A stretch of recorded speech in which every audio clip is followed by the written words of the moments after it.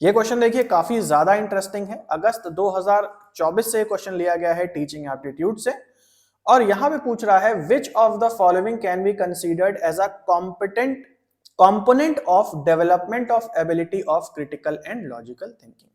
कह रहा है ये जो पॉइंट्स दिए हैं इनमें से कौन से पॉइंट्स जो हैं वो क्रिटिकल थिंकिंग और लॉजिकल थिंकिंग से जुड़े हुए हैं। इसका मतलब इनमें से कौन से पॉइंट्स हैं जो बौद्धिक विशेषता को बताते हैं, यानी कि लॉजिकल थिंकिंग, लॉजिकल जो सोच है ना, जो हमारी कॉग्निटिव या क्रिटिकल थिंकिंग है उससे जुड़े हुए हैं।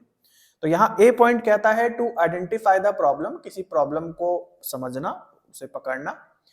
टू एनालाइज द प्रॉब्लम, किसी प्रॉब्लम को एनालाइज करना, उसे छोटे छोटे भागों में तोड़ के देखना।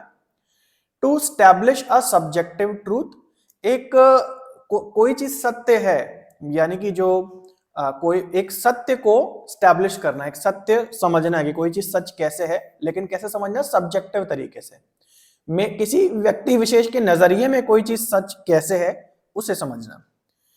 To select relevant facts and principles, यानी कि जो सही तथ्य हैं और जो सही नियम हैं उनको समझना या उनको चुनना।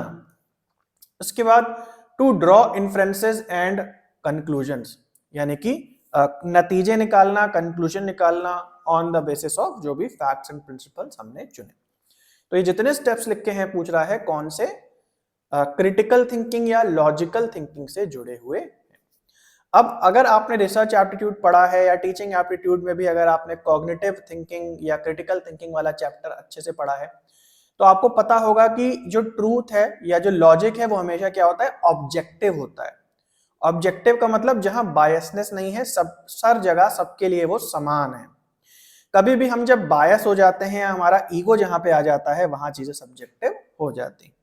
जैसे फॉर एग्जाम्पल हर व्यक्ति का अपना एक अलग रिलीजन है ना, तो अगर हो सकता है मेरा कोई रिलीजन नंबर ए है तो मेरे हिसाब से जो भगवान है वो एक मेरे लिए जो सच है, जो मेरी जो मान्यता है वो बिल्कुल अलग चलेगी, है ना। मेरा अपना एक सब्जेक्टिव ट्रूथ चलेगा। हो सकता है मैं मानता हूं कि मरने के बाद स्वर्ग आता है, नर्क आता है, जो भी। किसी व्यक्ति का रिलीजन अलग है तो उसका जो ट्रूथ चलेगा, उसका जो कंसेप्ट और फिलॉसफी चलेगी वो अलग चलेगी। तो सबकी जो विचारधारा यहाँ पे हो गई वो क्या हो गई, सब्जेक्टिव हो गई। तो कभी भी जो लॉजिकल थिंकिंग है वो सब्जेक्टिव नहीं होती है, हमेशा वो क्या होती है, ऑब्जेक्टिव होती है। मतलब लॉजिकल थिंकिंग के जो नियम निकलते हैं, जो प्रिंसिपल्स निकलते हैं, वो सभी व्यक्तियों के लिए समान कार्य करते हैं, समान माने जाते हैं। तो इसीलिए यहाँ पे सी पॉइंट है सब्जेक्टिव होने के कारण गलत हो जाएगा, और बाकी जितने भी पॉइंट्स लिखे हैं ये सब वाकई क्रिटिकल एबिलिटी या लॉजिकल थिंकिंग को दर्शाते हैं। तो यहाँ पे फोर्थ ऑप्शन सही हो जाएगा।